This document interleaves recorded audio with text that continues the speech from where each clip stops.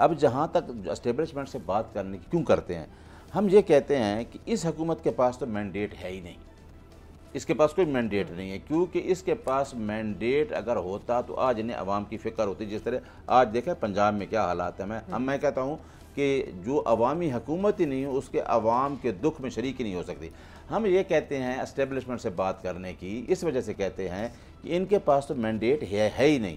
اگر اسٹیبلشمنٹ اس ملک کو 76 سال سے اگر وہ چیزیں چلتی آ رہی ہیں، اگر انہوں نے کرنا ہے تو ان سے بھی ہم نے کہا ہے، لوگوں نے نہیں سمجھا.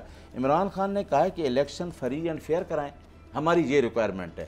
ہم نہیں چاہتے کہ ہمیں کوئی اپنے کندھوں پہ سوار کر کے اور یہ بھی اسٹیبلشمنٹ سے مطالبہ ہے نا. نہیں دیکھو نا ابھی کنٹرول جو ہے حالات یہی ہے نا. آپ کو جو الیکشن ہوئے یہی الزام ہوتا ہے. لیکن نیائی صاحب چلیں یہ آپ کیونکہ خان صاحب کی آپ کہتے ہیں آپ ان کی ترجمانی کریں، ان کی بات کریں گے.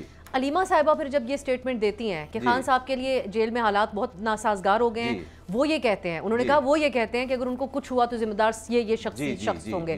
سو آپ سمجھتے ہیں کہ یہ افیکٹ کرتے ہیں آپ لوگوں کے مذاکرات کا راستہ بننے کو؟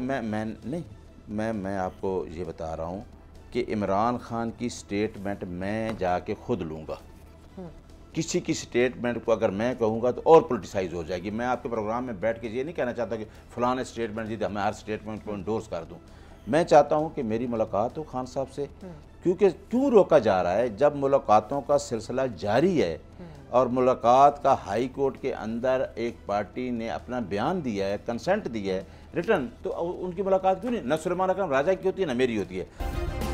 سبسکرائب کریں اور بیل دبائیں تاکہ کوئی خبر رہ نہ جائے.